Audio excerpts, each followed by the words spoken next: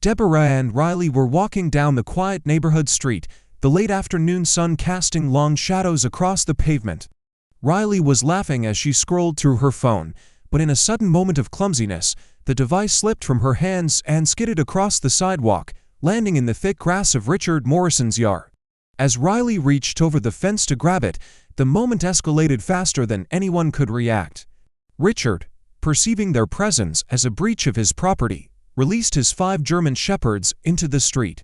The dogs lunged with terrifying precision, their growls echoing off the walls, and Deborah grabbed Riley's hand, sprinting toward the nearest alley, hearts hammering, lungs burning with panic. But the alley offered no escape. The dogs circled, their teeth bared, and Riley froze, sobs shaking her tiny frame as she realized she was trapped. Deborah's voice broke as she shouted, tears streaming down her face, begging anyone to help her daughter. At that precise moment, Michael, moving through the neighborhood, heard the commotion. Without hesitation, he stepped in, calm and decisive, commanding the dogs with precision born from years of training. Within moments, he had controlled the pack, driving them back and ensuring Riley and Deborah were safe. But this terrifying encounter was only the beginning. How did Richard become so dangerous, and what lengths would he go to protect his secrets? The story behind this moment is darker and more intense than anyone could imagine. But before we dive deeper, take a moment to subscribe to the channel. Now let's uncover how this story really began. Riley's phone slipped from her grasp, the device skittering across the cracked concrete before bouncing over the low boundary fence and landing in Richard Morrison's yard with a metallic clatter. She bolted forward instinctively, adrenaline spiking, the cool night air biting at her lungs. Her mother's voice cut through the tension, sharp and urgent, but too late. Riley, wait. On the porch, Richard appeared. His posture was rigid, shoulders square, chest forward, eyes narrowed into cold slits that flicked over the intrusion with predator-like calculation. Get off my property, he barked, the syllables clipped, void of warmth, each word carrying the latent threat of authority born from years of unchallenged dominance. Riley's fingers stretched for the phone, hesitating as the door swung open. From the threshold, 5 German shepherds lunged, their powerful muscles coaling, nails scraping the porch boards, hackles raised, teeth gleaming in the dim streetlight. They were trained, conditioned, not mere pets. Deborah's hands shot out instinctively, grasping Riley's arm. Run. Her voice cracked with raw urgency, ragged as fear gripped her diaphragm, constricting each breath. Together, they darted into the narrow alley behind the house, the sound of heavy paws pounding concrete close behind them. The alley was a cage, hemmed in by weathered brick walls on either side, leading only to a dead end. The dogs circled, low growls vibrating through the air. Their coordinated flanking, synchronized movements revealed professional conditioning. Riley's back slammed against the fence, her knees buckling slightly as tears streaked her dirt-smudged cheeks. Her chest heaved, each intake of breath shallow and uneven, fear tightening her muscles like a vice. Deborah's scream tore through the night, a visceral plea, unmodulated, carrying desperation into the air. Please, save my daughter. A shadow detached itself from the alley entrance. One tall figure, controlled, precise, each movement economical, measured, deliberate.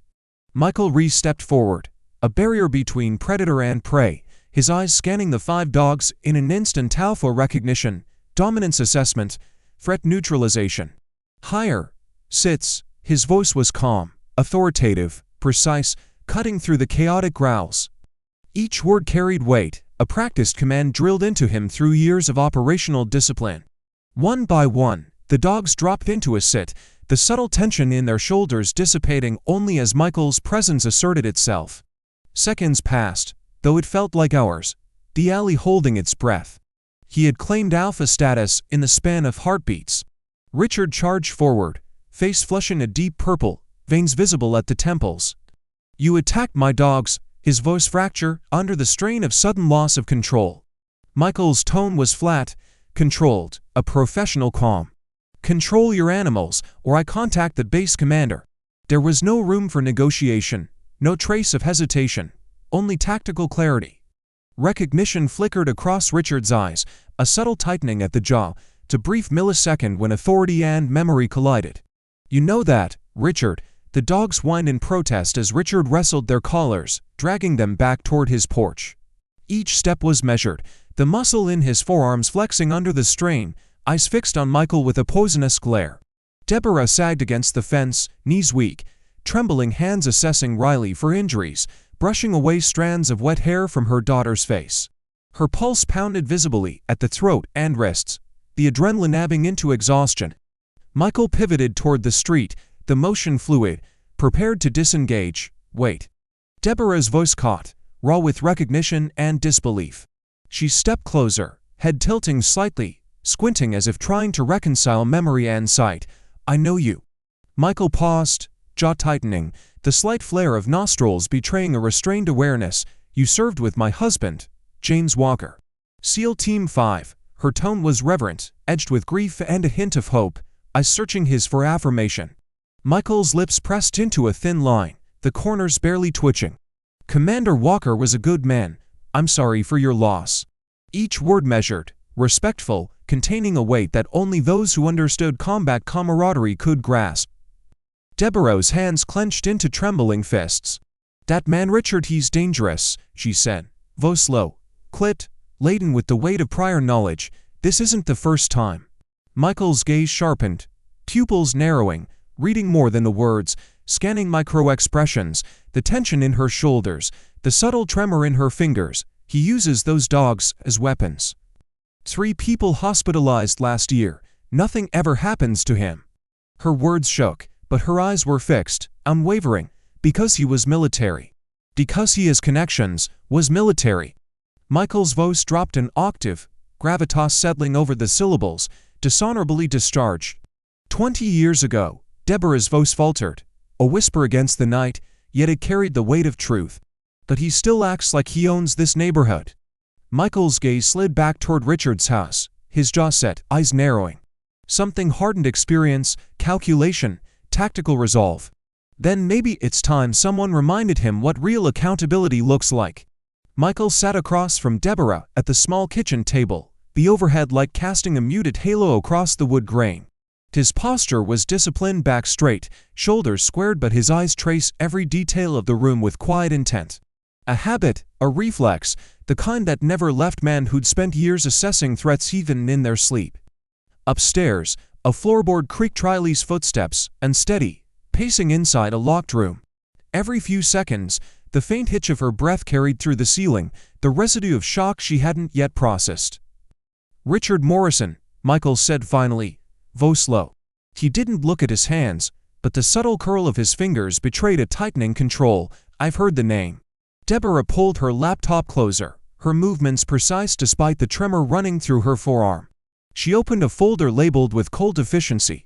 Digital files slid across the screen: news clippings, incident reports, medical documentation. The harsh fluorescent light reflected in her eyes, amplifying the fatigue buried there. 6 incidents in 3 years, she said, pushing a photograph toward him. Her thumb hesitated on the edge of the glossy print. Children, elderly, delivery drivers. She tapped the photo: an elderly woman, face torn, stitches snaking across her cheek. This was Mrs. White, 73 years old. Needed 42 stitches. Michael exhaled slowly, jaw tightening until a muscle near his temple twitched. He forced the breath through his nose, controlled, tactical, the way he would be for breaching a door. The police can't touch him, Deborah continued. Her voice wavered, but she pushed through it. He claims the victims provoked the dogs, trespassing, threatening behavior. Her next breath stuttered, her throat constricting. He's filed countersuits against half of them. Michael scanned the reports, eyes narrowing as patterns surfaced: timelines, behavior profiles, the recurring use of force. The corner of one medical report lifted slightly, and he smoothed it with a deliberate touch. Not impatience, focus. Why haven't you moved? He asked without looking up. Deborah swallowed. Her gaze went to the window: a quiet street, a swing set at the far end, the remnants of a life before everything unraveled. This was James's house, his neighborhood. Her fingers tightened around the laptop's edge. I can't let him win. Michael nodded once, slow, thoughtful. He recognized that tone: resolve tempered by grief. The kind that didn't fold under pressure. His discharge, he said. What was the reason? Deborah hesitated. Not uncertainty, something heavier, abuse of authority. He was running an off-books interrogation program in Afghanistan, using dogs. Michael's posture shifted by a fraction, shoulders drawing in, eyes darkening. The silence stretched, dense with unspoken things. They covered it up, Deborah whispered. Quietly removed him, no trial, no publicity. Her hands twisted together, knuckles whitening. He still has friends in the command, people who owe him favors. Not anymore, Michael said, voice flat, metallic, command changed, new leadership. Her eyes searched his face. Can you help me? For a moment, Michael didn't respond. He studied the photo of Mrs. White again. Then his gaze drifted to Riley's backpack near the door, half-zipped, a keychain hanging off the side trembling softly from the vibration of her pacing upstairs.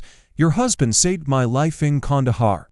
2019, the words came out measured, each carrying weight, took a round meant for me. He rose, movements fluid, calibrated. I owe him, I owe you. Deborah's voice was barely audible. What can we do? We document everything, Michael said. Build a case so airtight that even his connections can't save him. He held her gaze, unwavering. But we do it carefully, legally, the Seal way. Deborah nodded, the motion sharp despite the tremor at the base of her neck. Michael pulled out his phone, thumb scrolling with practice speed. First, I need to make a call. Someone from JAG who knew your husband. He stepped outside, closing the door softly behind him.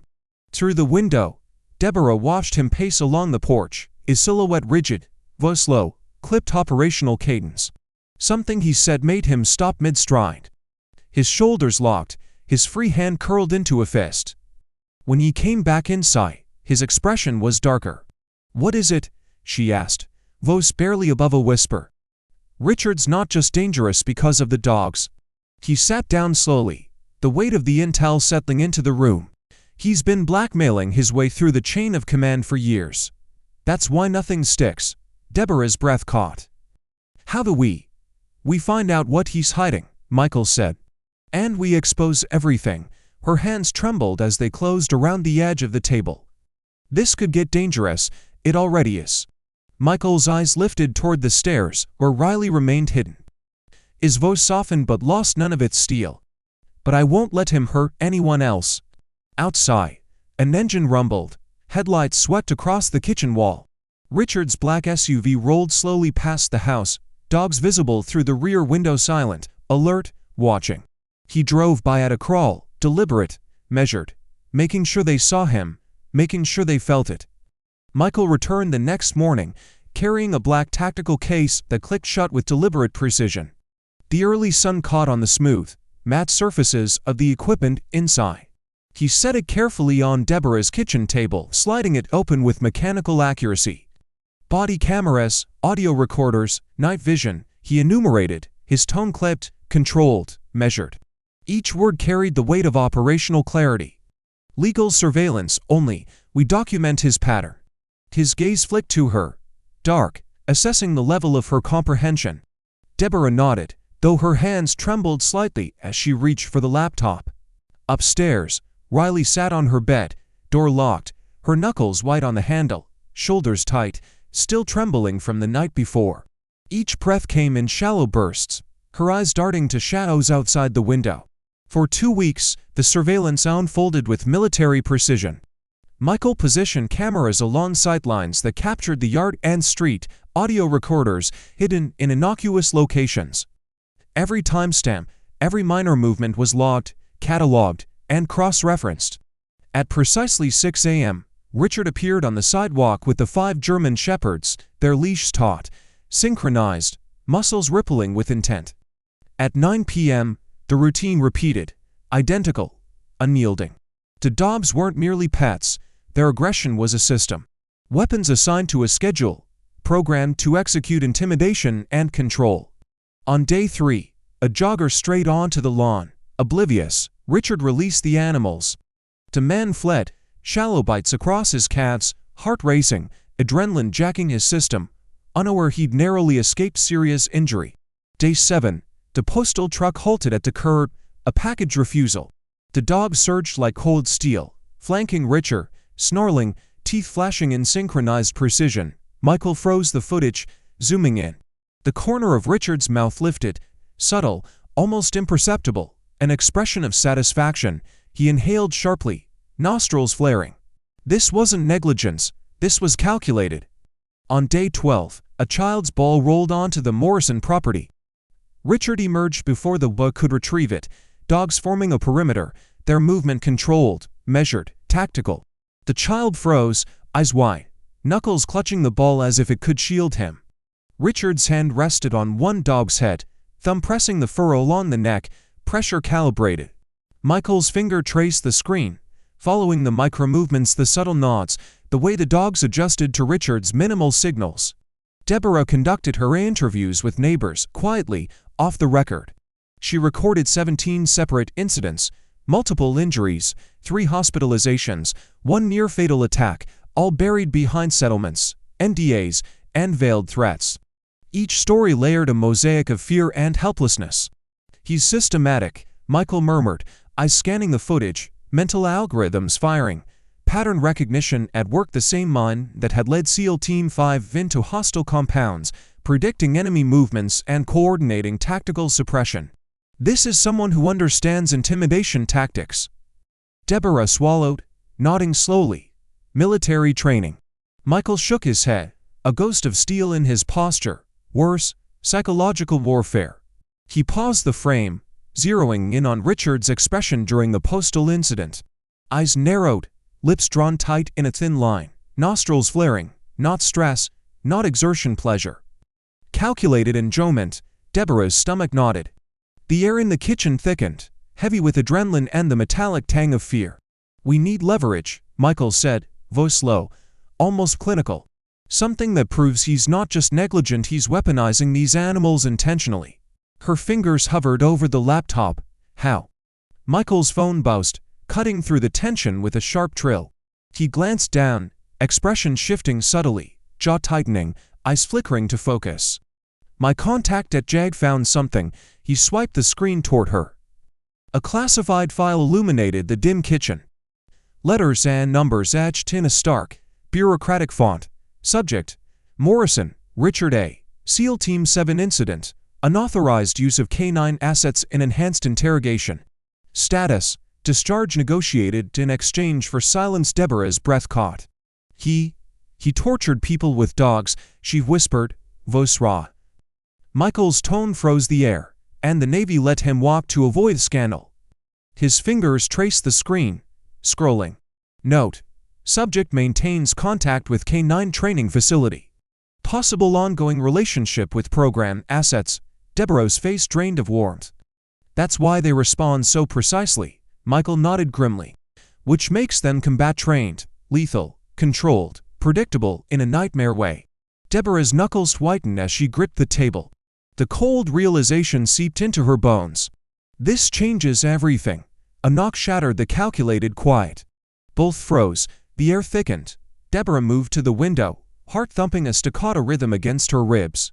Richard stood on the porch, casually smiling, eyes scanning the kitchen as if the events of the past fortnight were trivial, inconsequential. A predator surveying prey, calm, confident, his dogs visible through the rear windows of the black SUV parked behind him. The slow, deliberate movement of the vehicle mirrored his strategy: intimidation, observation, control. Deborah cracked the door open, her knuckles pressing lightly against the wood. The hallway light behind her painted a thin silhouette. Richard Morrison stood on the porch, his smile smooth but empty, eyes cold, calculating, scanning the threshold like a predator mapping the limits of its prey. "Mrs. Walker," he said, voice silky, measured, almost conversational. "I wanted to apologize for the misunderstanding." Behind her, Michael appeared, stepping into the doorway with controlled precision. His frame blocked the path fully, shoulders square, chest slightly forward, stance taut. Richard's smile faltered for a fraction of a second, a micro-expression of recognition crossing his face. "Captain Reese, still playing hero." The words were sharp, edged, carrying an implicit challenge. "What do you want, Morrison?" Michael's voice was low, flat, his gaze unwavering, reading every flicker of Richard's facial muscles, every twitch in his jaw. Richard's eyes flicked to Deborah, measuring, calculating. "Just being neighborly," he said smoothly. Then, his tone shifted subtly, darkening. I heard you've been asking questions about me, taking pictures. The twitch at the corner of his mouth betrayed a hidden satisfaction at the idea of her scrutiny. Deborah felt her pulse spike, a sharp hammering at her temples. Public streets. Legal surveillance, Michael said evenly, like a scalpel cutting through a web of intimidation. Richard tilted his head, studying Michael for a beat, then his voice dipped, almost conspiratorial. Interesting hobby, but you should be careful. People who dig into my past tend to regret it. His eyes narrowed slightly, nostrils flaring almost imperceptibly, a predator warning rather than promising. That a threat, Deborah's words were steady, though her throat felt tight. A warning, Richard replied, stepping back, shifting weight onto the balls of his feet. Every movement was calibrated, economical, rehearsed. I have friends in very high places, Captain, friends who remember my service, who appreciate my discretion about certain operations. His head jerked subtly toward the street, a silent signal, then he turned, walking toward the edge of the porch. But he paused, glancing back with a tilt of the head that was both casual and sinister. By the way, Mrs. Walker, how's Riley doing? Must be traumatic, almost getting mauled. His lips curled in a semblance of a smile. Children are so fragile. The words linger, venom beneath velvet. The door closed, leaving a quiet shock in the air. Deborah's shoulders sagged, exhaling sharply. He just threatened my daughter, she breathed, voice barely audible, eyes fixed on the door. Michael's hands were clenched, white-knuckled, one fist flexing rhythmically, jaw set like tempered steel. I recorded everything, he said, pulling his phone from a holster at his hip. The screen glowed with the footage. But he's careful, nothing explicitly illegal. He knows the boundaries. Deborah sank into the nearest chair, hands gripping the edges, eyes wide. What do we do? Michael tapped the screen methodically, then made 3 calls in rapid succession. Each conversation was curt, efficient. First, to his commanding officer. Second, to Animal Control. Third, a name Deborah didn't recognize, but which made Michael's expression harden to granite. Tomorrow, Animal Control conducts a routine inspection of aggressive dog complaints in the neighborhood. Including Richard's, he said, voice precise, controlled. Will that work? Deborah asked, voice trembling. Not by itself. Michael sank into the chair across from her, eyes dark, calculating. But it starts an official record, forces him to react. People like Richard, they can't resist when challenged. They escalate. Deborah swallowed, throat tight. What if he comes after us? He will, Michael said, voice cold, steady, unwavering. That's what we're counting on. His gaze held hers, unflinching. It's why I'm staying here, guest room, if you'll have me. 24-hour protection. Her shoulders relaxed slightly. Relief, slow and cautious, seeped in. That night, Michael moved with methodical precision. Motion sensors lined the perimeter, cameras angled to cover every potential blind spot, pressure plates hidden under foliage along the porch. Deborah's fingers traced the wires he had laid, following the subtle vibrations in the circuitry. Military grade, she asked, voice hushed. Borrowed from the base, authorized for protecting military families, he said, a grim smile tugging at the corner of his lips. You're Commander Walker's widow, that still counts. At precisely 3:02 a.m., the first alert sounded. Michael was instantly upright, weapon in hand, eyes scanning the feeds with the rapidity of a practiced sentinel. The camera revealed Richard's yard. All 5 dogs, off-leash, moving in fluid, synchronized patterns. Their gaze locked on Deborah's house, muscles taut, heads low, ears angled forward. He's sending a message, Michael murmured, voice tight, controlled. What kind of message? That he knows we're watching. And he's watching back. The camera zoomed in. Michael's eyes narrowed. The dogs weren't patrolling aimlessly, they were executing flanking maneuvers, advancing and retreating with precision. Each step, each angle, measured, combat formations, synchronized, iterative. Deborah, Michael's voice snapped, urgent. Look at this. She approached the window, stomach nodding. Richard stood in the yard, hands moving with subtle commands, his body language rigid but controlled. The dogs responded instantaneously, forming attack arcs, coordinating positions, testing angles of engagement. This wasn't pet ownership. This was a calculated military exercise, a show of lethal precision disguised as everyday life. Animal control arrived at precisely 1,000 hours. The white truck rolled to a stop with bureaucratic punctuality, 2 officers stepping out, uniforms crisp, clipboards in hand, movements efficient but relaxed. The kind of calm held by people who didn't yet understand they were walking into the gravitational pull of a predator. They approached Richard's property line, boots crunching on gravel, eyes scanning fence height, latch integrity, kennel structure. Their questions were routine, procedural. Richard met them with a smile so polished it looked laminated. He held his hands behind his back, posture easy, jaw slack, eyes bright with an almost theatrical warmth. The dogs sat behind him, in perfect formation, 5 statues carved from muscle and discipline. Not a twitch, not a sound, their gaze fixed ahead, like they were awaiting a silent command. The female officer noted their behavior with a faint lift of her eyebrows, impressed.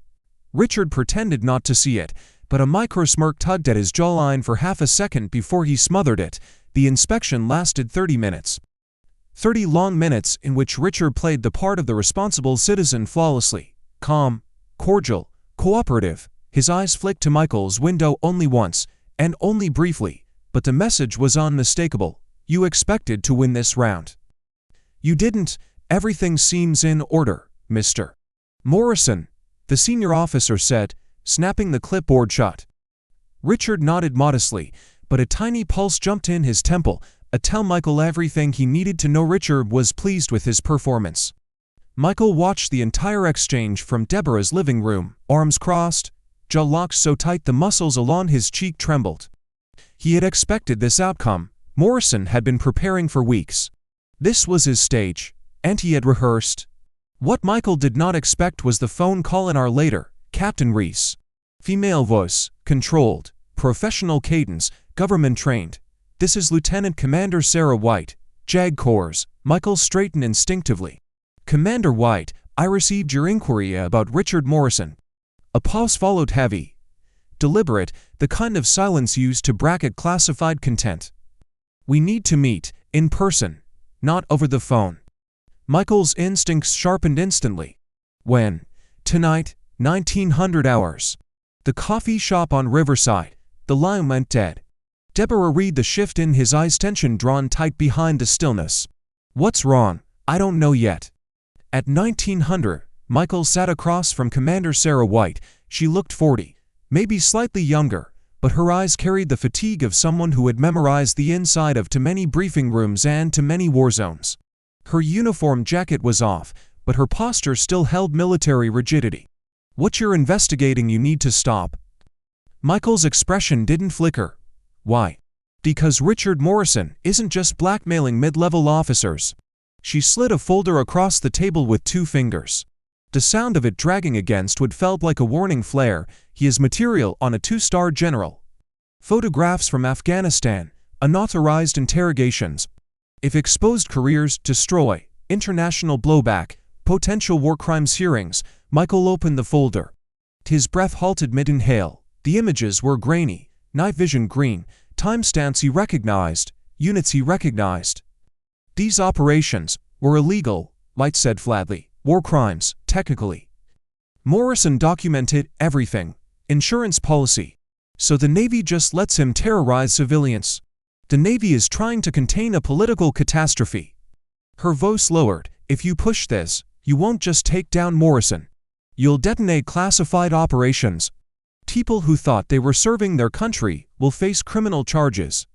Michael closed the folder, fingers tightening on the cover. And if I walk away, he keeps using those dogs as weapons? We're working on a quiet solution. How long? White hesitated, her pupils tightening, jaw locking momentarily. Months. Maybe longer. Michael's voice was stone. Mrs. White was 73 years old. 42 stitches. How many more casualties before your quiet solution works? I understand your frustration. With respect, Commander, he said, rising slowly. You don't. Her posture stiffened, chin lifting. Then you're on your own. Officially, JAG wants nothing to do with this. Understood. He turned to leave. Captain Reese. Michael paused. Unofficially, she held up a thumb drive between two fingers, the metal catching the fluorescent light. This contains everything Morrison has on the General. If someone were to neutralize that leverage. Their eyes met silent, dangerous understanding. The Navy would have no reason to protect him anymore. Michael took the drive. The drive felt heavier than metal. It felt like a moral sinkhole. Driving back to Deborah's house, his mind ran split-second calculations, tactical and ethical colliding violently. He now held the key to dismantling Morrison's protection. But exposing those files meant wrecking men who had made catastrophic decisions in impossible hours. Soldiers trying to save lives, who had crossed lines in the fog of war. The threat was no longer strategic, it was moral. He pulled into the driveway. Deborah was already at the door, hands clenched, breath shallow. What happened? Michael looked at her. His eyes drifted upward to Riley's bedroom window glowing faintly. Her silhouette passed behind the curtain. His decision clicked into place, silent and absolute. We're going to war. Michael laid the thumb drive on the table between them, its black surface catching the low kitchen light. He leaned back, arms crossed, fingers tapping the edge with a precise rhythm, eyes shadowed. The gravity of what he was about to explain weighed on the room like a low-pressure storm. Richard Morrison, he began, voice calm, deliberate, each word measured, isn't just using those dogs to intimidate civilians. He's been leveraging classified material evidence of war crimes, unauthorized interrogations, photographs from Afghanistan to blackmail his chain of command. 2-star generals, mid-level officers, people whose careers, reputations, even freedom, he controls with a few documents and a threat of exposure. Deborah's hand hovered over her mouth. Her knuckles whitened as she gripped the edge of the table. So if we expose him, she whispered, voice brittle, we destroy innocent people?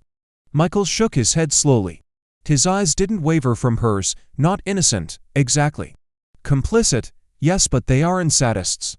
They made choices in impossible circumstances. Soldiers following orders in a war zone, believing they were protecting lives. His jaw clenched, the muscles tick subtly beneath the skin. Morrison is different. He's a predator. And he documents it, every move, every violation. Deborah's stomach knotted. She leaned back, staring at the floor as if looking for the weight of the problem to sink in. What do? We manipulate the narrative, Michael said, sliding the thumb drive toward her. Selective exposure. We release enough to strip Morrison of leverage, while shielding others. We make him the villain, the blackmailer. The generals become victims forced into silence. She looked up, eyebrows drawn tight, pupils dilated. You think that will work? It flips the institutional calculus, Michael said. His hands opened, palms up, as if balancing a fragile scale. The Navy protects its people. If it becomes clear Morrison is coercing leadership for personal gain, the command will sacrifice him to preserve their own. He'll have no sanctuary. Deborah exhaled, a slow, deliberate hiss. What do you need from me? Trust. Timing is everything. This can't be rushed, he said. His eyes flicked briefly to Riley's bedroom window upstairs, the faint outline of her small frame visible through the blinds. 2 to 3 weeks, maybe more, if we account for contingencies. Deborah's hands rested on the table, trembling slightly. Richard won't wait. He'll escalate. Michael's gaze hardened, fixed, and wavering. Desperation makes mistakes. We bait him. His fingers drummed lightly on the drive, a silent metronome of inevitability. Bait him how? I file an official complaint with the base commander, he said. Request a review of his discharge and current activities. It's procedural, paper trail, but it provokes him, forces action. Her brow furrowed, lips pressing together. He'll see it coming, that's the point. Michael's voice was flat, precise, devoid of doubt. When he reacts, we recur. Every threat, every escalation, it becomes evidence. And he doesn't anticipate the full scope of our surveillance. The next morning, Michael submitted the complaint. By noon, Richard had been alerted. His movements became more volatile. At 3, his lawyer called Deborah, voice low and calculated, threatening defamation. By 6, her tires were slashed, a shallow cut across all 4 rims, no witnesses, no evidence, except intent. Michael worked silently, installing new tires, expression unreadable, jaw tight. "He's escalating faster than I anticipated," he admitted, voice low, clipped. Deborah's pulse accelerated, a rapid flutter at her throat. "Do we pull back?" "No. We're close," Michael said, checking his phone. His thumb scrolled through messages and contacts, fingers stiff, deliberate, the selective leak is being prepared. 72 hours, night fell like a heavy curtain. Deborah lay awake, eyes tracing the feed from the cameras. Richard's house remained dark, but shadows shifted. Figures moved along the perimeter, dogs patrolled. Muscles coiled, heads low, ears forward. Waiting, calculating, at 2 in the morning, her phone buzzed. Unknown number. Hesitation lingered. She answered. "Mrs. Walker," a woman's voice, trembling. "Jennifer Patel, I live 3 streets over." "Yes," Deborah said, pulse tight. "Richard's dogs attacked my husband an hour ago. He's in the hospital, 70 stitches." The words hit like a physical blow. Deborah's breath caught. "Did you call the police?" "They took a report. But his lawyer is contacting us, offering money to drop charges, a lot." Her voice cracked. "Do not take it," Deborah said, resolve hardening in her tone. She thumbed a message to Michael. "Fresh attack, new evidence, don't sign anything." Seconds later, Michael appeared at the kitchen doorway, reading her text, eyes narrowing, jaw set. "This changes things," he said, voice low, steel beneath the calm. "Fresh attack, fresh record. Official documentation now exists." Deborah's hands clenched, a white-knuckled grip. "But they won't testify. They're terrified." "They won't need to," Michael said, "already making calls. We have 17 prior victims. Even half cooperating demonstrates a pattern. Legal leverage." His voice was deliberate, each word weighted with tactical certainty. By morning, 6 families had agreed to coordinate statements. The net was tightening, and Michael could feel it, a rigid tension along the spine of the investigation. Richard's desperation, like a predator cornered, was escalating, predictable yet dangerous. Deborah watched him, silent, pulse matched to the clock. Every tick brought them closer to confrontation. Michael approached Richard Morrison's property with the precision but tactical insertion. Every movement was deliberate, calculated, the solace of his boots whispering against the asphalt. In the dim glow of the streetlights, the shadows of 5 German shepherds were visible behind the fence, statues of controlled aggression. Each dog's stance was taut, muscles coiled, eyes tracking the slightest motion. He paused at the gate, adjusting the earpiece, checking the wire concealed under his shirt. The device pressed firmly against his chest, a thin line of metal vibrating with readiness. Deborah's warnings echoed in his mind, but he silenced them. He had prepared for this. Every contingency anticipated, backup was 2 minutes away. Every step, every word, every breath was part of a larger equation. Richard answered the door with the same cold precision he had always carried, whiskey glass in hand. The faint aroma of alcohol and leather mingled in the air, underlying the clinical sterility of his home. Michael noted the immaculate lines of the living room, wards and photographs carefully spaced, action shots from deployments long concluded, a museum of past glory now tinged with menace. "Captain, come in." Richard's smile was practiced, rehearsed. There was a twitch at the corner of his left eye, barely perceptible, that betrayed underlying irritation. "No, thanks," Michael replied, his voice steady, each syllable measured, scanning the room for exit routes and possible threats. Richard poured another drink, amber liquid catching the dim light. "You know what your problem is, Reese. You think you're still fighting the good fight. Playing hero, and you're not." Michael's tone was flat, unyielding. "I learned long ago that heroes die," Richard said, taking a slow sip, letting the words linger. "The smart ones survive. They make compromises, do what's necessary." His eyes glimmered with the faint sheen of self-justification, but the small twitch in his jaw betrayed tension beneath the surface. "Torturing prisoners was necessary." Michael's question cut through the air, each word punctuated with moral weight. "We saved American lives," Richard said, voice hardening, shoulders tightening. "But politicians and lawyers don't care about that, they care about optics. So you blackmailed your way to immunity," Michael said, jaw tight, hands resting lightly on the back of a chair, knuckles pale. I secured my future, Richard said. Moving closer, whiskey glass steady despite the adrenaline in his veins, and I'll secure it again. By threatening families, using dogs as weapons? Michael's tone remained calm, but a fine line of tension traced his jaw and the slight flare of his nostrils. Richard's eyes hardened, cold steel behind them. By reminding people I still have leverage. You think a complaint to the base commander scares me? I can destroy careers with a phone call, not anymore. Michael's voice was ice, each word clicked, your leverage just disappeared. Richard froze, pupils widening, a flicker of real fear crossing his face. What? The files you had on General Morrison? Sent to JAG 20 minutes ago, anonymously, edited to show only your involvement. The General comes out clean, you don't. Michael's smile was grim, calculated, Richard's face went purple. You son of a. And every victim family just filed a coordinated police report. Same lawyer, same timeline. Michael stowed, shoulders squared, voice a low steel. It's over, Richard. For 3 seconds, the room held its breath. Then Richard whistled, a sharp, high note, and the back door swung open. 5 dogs surged into the room, teeth bared, growling low. Michael's hand went to his weapon, fingers brushing the grit, muscles coiled. But Richard raised a hand. You draw that gun, they'll tear you apart before you fire. His voice trembled with rage, eyes narrowing. Call them off, Richard. Not until we reach an understanding, he spat. You're going to call JAG, retract everything, or what? You kill me in your living room. Michael's tone was calm, almost conversational, but every nerve was tight, a taut wire of readiness, self-defense. You broke in, threatened me. There are no cameras here, Captain. No witnesses. Richard smiled, a brittle, forced expression. Michael's lips curved into a faint, controlled smile.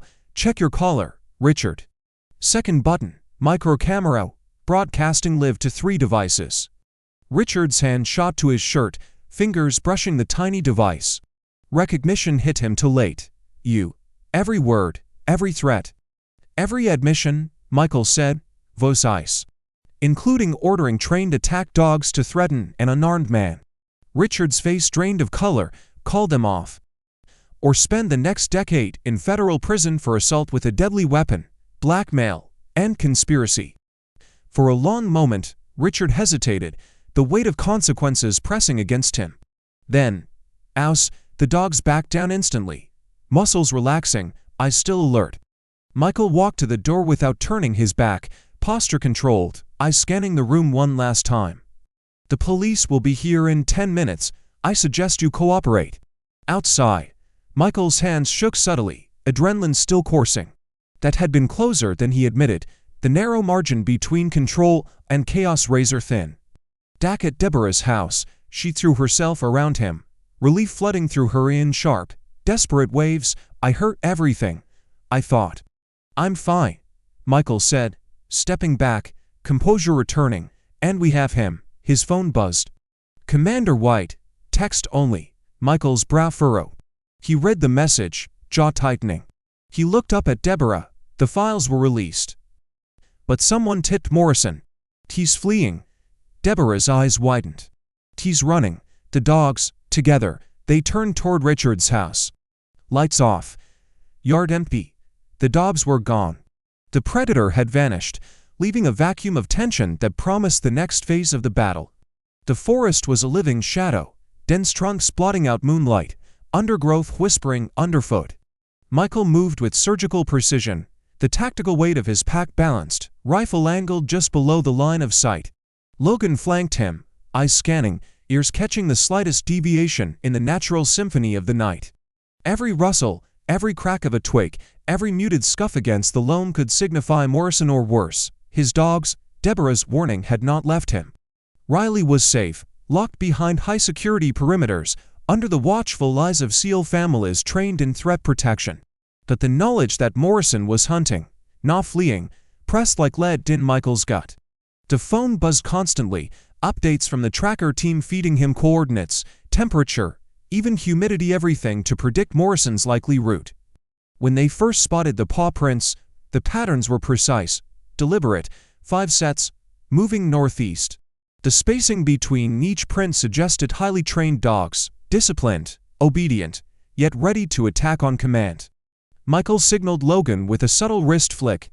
2-man teams split, moving in silent arcs to contain the zone, flanking the tracks without alerting their quarry.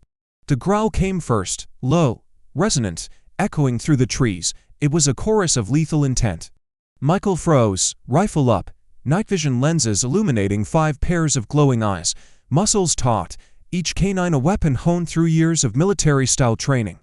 They attacked simultaneously, coordinated, instincts sharpened by Morrison's hand. Rubber bullets cracked the air. Taser rounds sang with the high-pitched whine of electrical discharge. 3 dogs went down immediately, stunned but alive, muscles twitching, teeth snapping in frustration. One lunged at Logan, who absorbed the impact with a grunt, slamming the dog against a tree, sweat slicking his brow, teeth clenched. The last charge at Michael with terrifying velocity.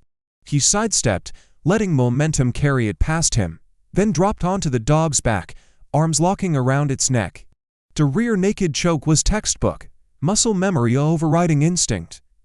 The dog thrashed, teeth snapping mere inches from his forearm, but within seconds it went limp, consciousness suspended, not lost. Richard emerged from the shadows, hands raised, eyes glinting with controlled menace. "Well played, Captain." His smile didn't reach the corners of his eyes. The skin around his jaw twitched. Michael kept his weapon trained, every fiber taut. "It's over, Morrison." "Not yet," Morrison said, a subtle shift of his weight betraying calculated intent. He produced a detonator, black plastic catching what little light penetrated the canopy. Michael's chest tightened. "What is that?"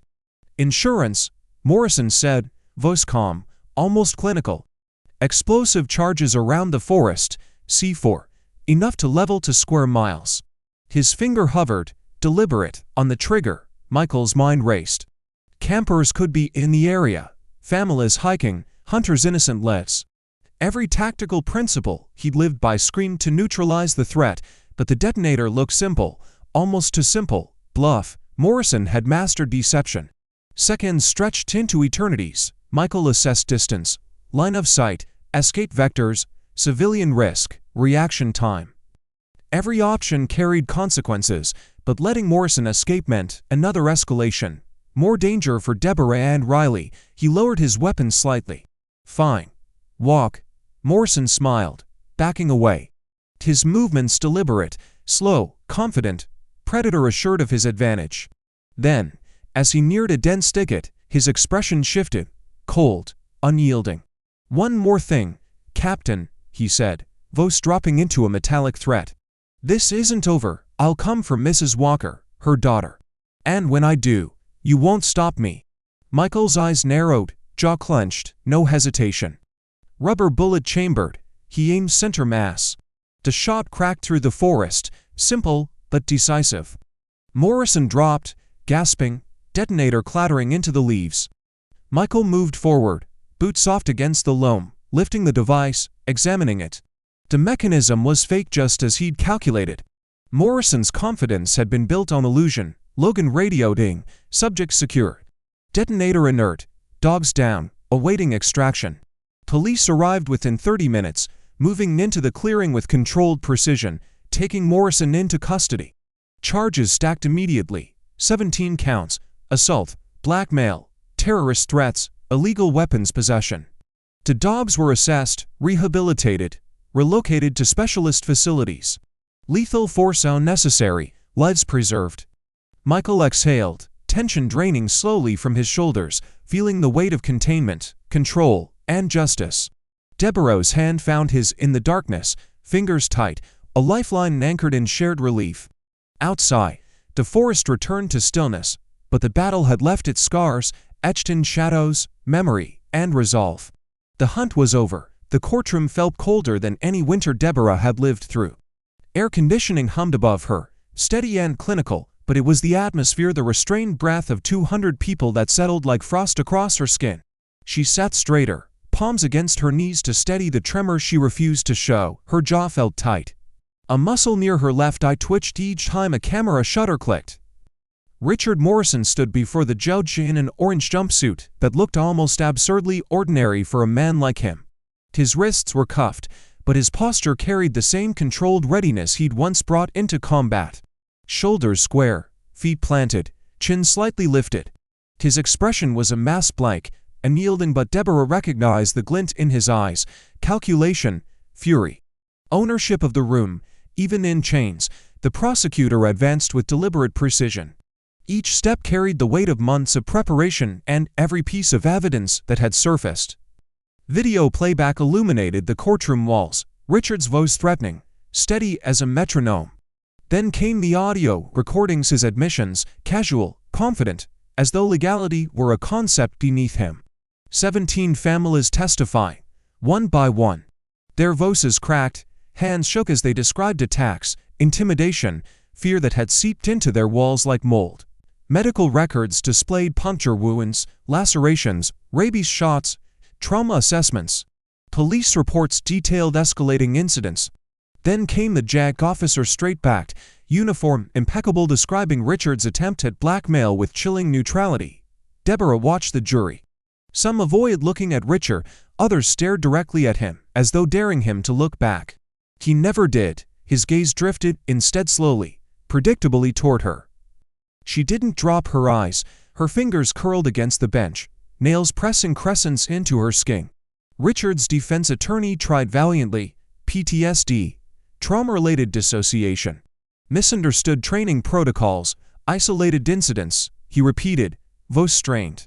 But the jury saw the pattern, the preparation, the escalation, the unmistakable intent. When the judge delivered the verdict, the room stilled.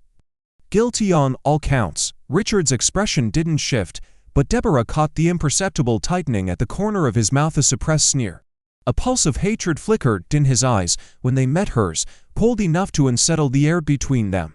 The judge leaned forward, hands braced on the bench, tone like tempered steel. Mr. Morrison, you took an oath to protect this country. Instead, you weaponized your military training against innocent civilians. He paused, letting the weight settle. 15 years, federal prison. No parole eligibility. A murmur swept the gallery. Richard didn't blink. He only stared at Deborah, gaze steady, promising something she felt down to her bones. Outside the courthouse, sunlight felt too bright. Michael leaned against the railing, arms folded, scanning the crowd with the quiet vigilance of a man who'd spent a lifetime assessing threat vectors. When Deborah reached him, she exhaled a measured breath that didn't quite release the pressure inside her chest. It's really over, she said, voice thin. Michael's silence stretched a second too long. Then, for now, her head snapped toward him. What does that mean? He'll appeal, Michael said. His tone was even, but a vein pulsed at his temple, maybe win a reduction. With good behavior, he could walk in 8 years. The number dug into her like a blade. So we're not safe. You're safer, he corrected, voice firm, unwavering, and in 8 years, we'll be ready. Before she could answer, Riley rushed into her arms, small hands clutching her waist. Deborah folded around her, breathing in the familiar scent of shampoo and childhood. Can we go home now? Riley asked. Yes, baby, she whispered. We can go home, but night brought no peace. Deborah lay awake, staring at the ceiling while shadows shifted across the room. Each time she closed her eyes, she saw Richard's stare cutting through glass and distance. A vow, a warning, a soft knock broke the silence. Mom, Riley's voice trembled, come in, sweetheart. Her daughter climbed into the bed, curling close, seeking warmth, safety, something solid. After months of fear, I had a nightmare, she whispered. About the dogs. Deborah wrapped an arm around her, fingers smoothing her hair with slow, steady motions. Riley's breath hedged, the beginning of tears she didn't let fall. They can't hurt you anymore, Deborah murmured, but what if he comes back? Deborah hesitated, not in fear, but in choosing the truth she needed to speak. Her voice lowered, quiet but edged. Then Michael and I will be ready. And this time, we won't just survive, we'll make sure he never threatens anyone again. Riley's breathing steadied, little by little, until sleep took hold. Deborah remained awake, eyes open, pulse steady, mind sharp. She had learned something Richard never intended to teach her. Monsters weren't myths. They didn't hide under beds or in stories whispered at night. Sometimes they lived 3 houses down, and sometimes the only way to stop them was to be willing fully to fight like someone who had nothing left to lose. The sun hung low over the cemetery, casting long shadows across neat rows of stone. Deborah stood before her husband's grave, hands wrapped around a bouquet of white lilac, petals trembling under her grip. Her gaze lingered on the engraved name, James Walker. She exhaled slowly, feeling the weight of the past year settle like dust in her chest. "I did it, James," she whispered, voice tight, eyes glistening. "I made him pay." The breeze caught her hair, tossing strands against her cheek, the faint scent of cut grass mingling with lilac. The neighborhood had changed. Houses once abandoned now bore signs of life. Children's laughter punctuated the evening air, a stark contrast to the fear that had once pervaded every corner. 3 families had moved in, unfazed by the memory of Morrison's reign, unaware of the nightmares they had narrowly escaped. Deborah noted the transformation with a quiet satisfaction, eyes tracing the small details: a bike propped against a fence, a garden hose dripping into a sunlit patch of flowers. Normalcy, fragile, but real. Inside, her mind flickered to Mrs. White, who had survived her attack, her face still bearing scars, each stitch a testament to resilience. The Patels had secured a settlement, covering all medical costs, thanks to coordinated testimony and Deborah's meticulous evidence gathering. And Deborah herself had forged something new from the wreckage, a victims' advocacy group named Operation Safe Haven. The initiative operated with precision, volunteers trained in evidence documentation, legal protocol, and tactical safety, ensuring families could navigate threats without fear. A woman approached, hesitant, clutching the folder. Her movements were small, measured, as if every step demanded courage. "Mrs. Walker?" she asked, voice quivering but firm. "I'm Sarah." From the support group, Deborah offered a reassuring smile, eyes softening. "Of course, what can I do for you, my neighbor?" "He's threatening my children with his pit bulls." "The police, they won't intervene." Her words trembled.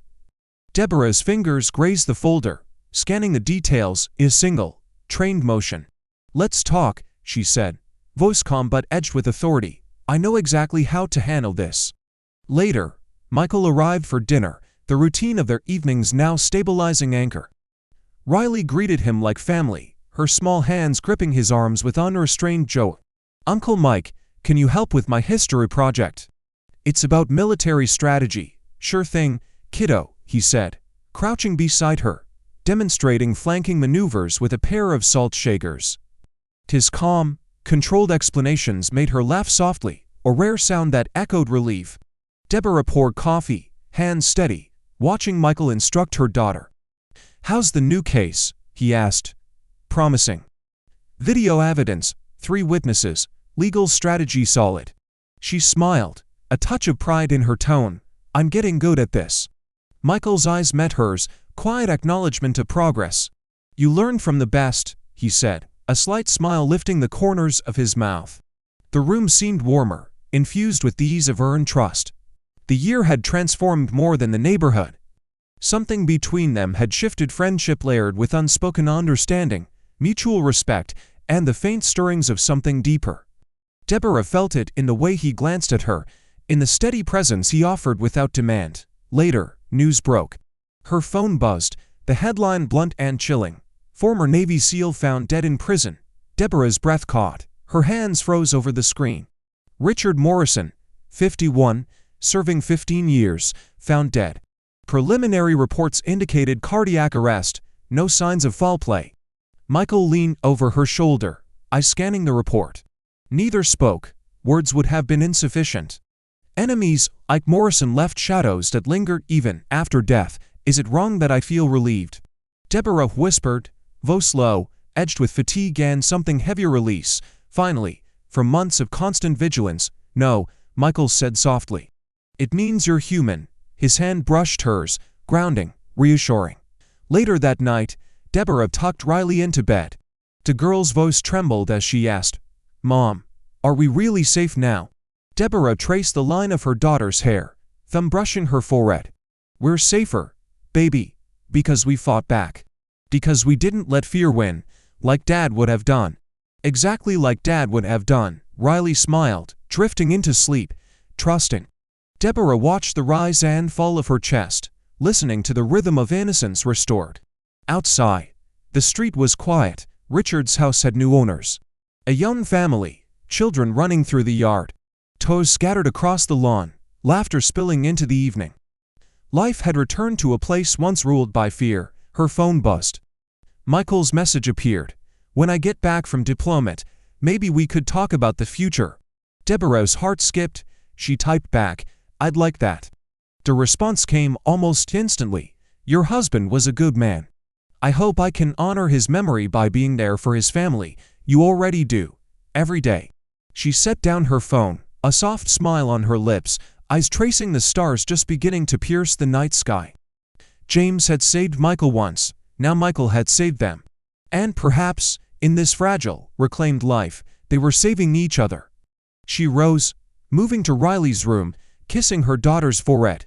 We made it, baby girl. We actually made it. Outside, the street held its breath in stillness. Deborah finally allowed herself to rest, to release the tight coil of vigilance wound within her. Tomorrow would bring new battles for others, but tonight was hers. Tonight, she was safe, vindicated, free. If you want to see more stories like this, make sure to subscribe to the channel for the latest updates.